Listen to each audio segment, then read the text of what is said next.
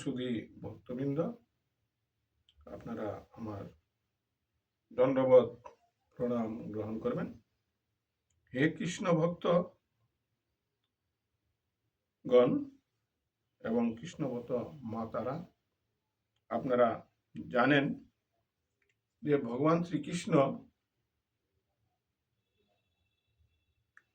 যে নীলা কথা, নীলার যে ভাণ্ডার কৃষ্ণ দ্বৈপায়ন বেদব্যাস দ্বারা রচিত হয়েছিলেন, সেই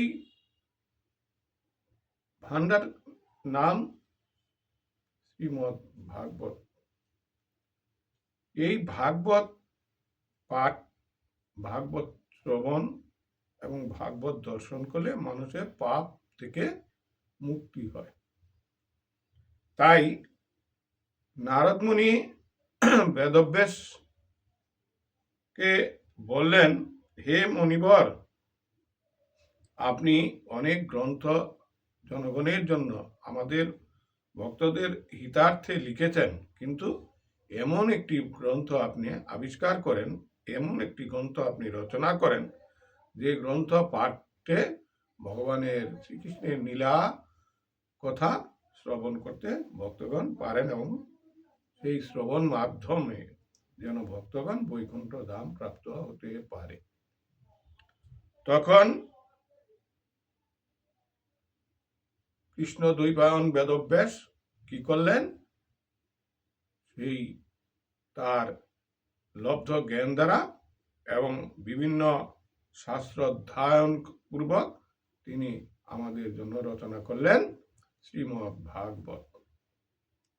সেই ভাগবতের প্রথম স্কন্ধের ১২ অধ্যায়ে তিনি রচনা করলেন রাজা পরীক্ষিতের জন্ম কাহিনী। রাজা পরীক্ষিত সেই পাণ্ডব বংশের সর্বশেষ বংশধর। রাজা পরীক্ষিত অর্জুন পুত্র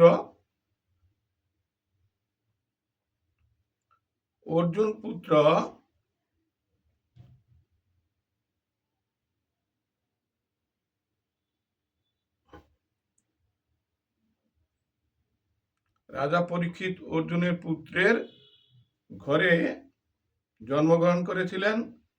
তার মাতা ছিলেন উত্তরা। অভিমন্যু, রাজা পরীক্ষিত অর্জুন পুত্র অভিমন্যুর ঘরে জন্মগ্রহণ করেছিলেন। তার মাতা ছিলেন উত্তরা।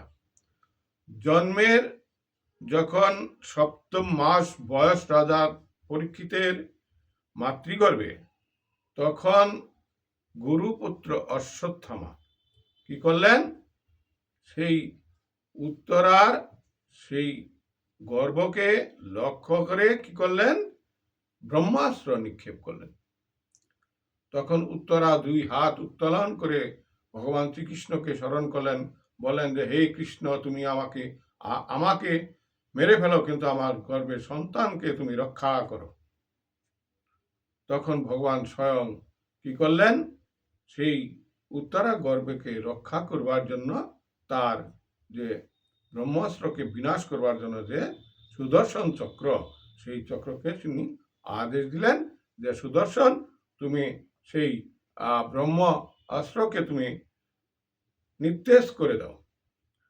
সেই অশ্বত্থামার নিক্ষিপ্ত ব্রহ্মাস্ত্র সুদর্শন চক্র দ্বারা বিলীন হলেন এবং উত্তরার গর্ভে রাজা পরীক্ষিত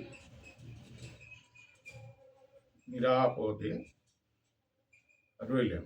তখন ভগবান কি করলেন, সেই উত্তরা গর্ভে ভগবান স্বয়ং আমাদের সবার, আমরা এই পৃথিবীতে যে মানব রূপে যারা এসছি, ৭ম মাসে ভগবান শ্রী গোবিন্দের দর্শন আমরা পেয়েছি, কিন্তু আমাদের এই মায়ার জগতে আসার পর আমরা সেই কথা ভুলে গেছি।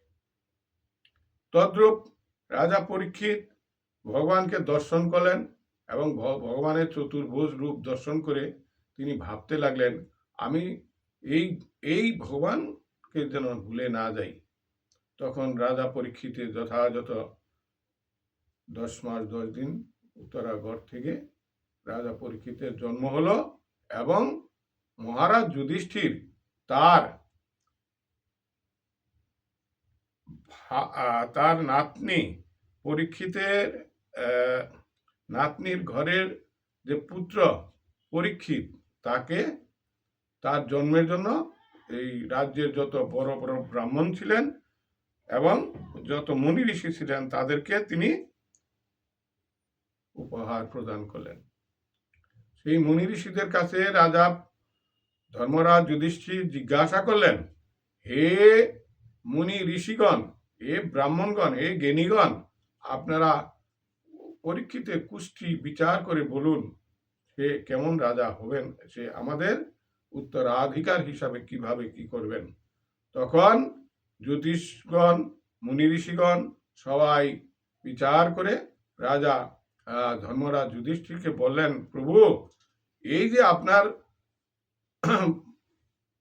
আপনার ভ্রাতুষ্পুত্র অর্জুনের পুত্রের ঘরে অভিমন্যুর ঘরে যে আজকে যে পরীক্ষিত নামে যে সন্তান আসছে, আপনার তার নাম রেখেছেন পরীক্ষিত, সেই পরীক্ষিত এই শশাগরা পৃথিবীর মধ্যে সবচাইতে এবং নাম এবং যশ ও ধার্মিক রাজা হবেন।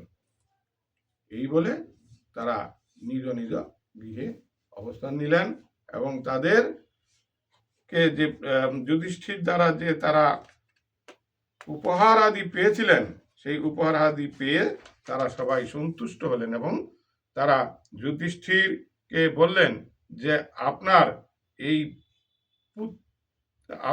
এই ভ্রাতুষ্পুত্রের ঘরের যে পুত্র পরীক্ষিত, সেই পরীক্ষিত আমাদের এই শশাগরা পৃথিবীর রাজা হবেন এবং ধর্ম এবং ন্যায়ের দিক থেকে সে আপনার চেয়েতেও উপরে উঠে যাবে। এই পরীক্ষিতের জন্ম হলো পরীক্ষিত এই শেষ কলির আগমনের মানে সত্য ত্রেতা দাপরের শেষ ভাগে পরীক্ষিতের জন্ম হয়েছে। পরীক্ষিতের মৃত্যুর পরই আমাদের এই ধরাধামে কলিযুগ চলে আসে। যাই হোক, আজকে সামান্য পরীক্ষিতের এই জন্ম বৃত্তান্ত আলোচনা করলাম। আমি আবার আগামীতে পরীক্ষিতের রাজ্য এবং পরীক্ষিত যে মনির দ্বারা অভিশপ্ত হয়েছিলেন সেই কথা আলোচনা করব এই আশা রেখে আজকের পাঠের এখানে বিশ্রাম দিলাম। হরে কৃষ্ণ।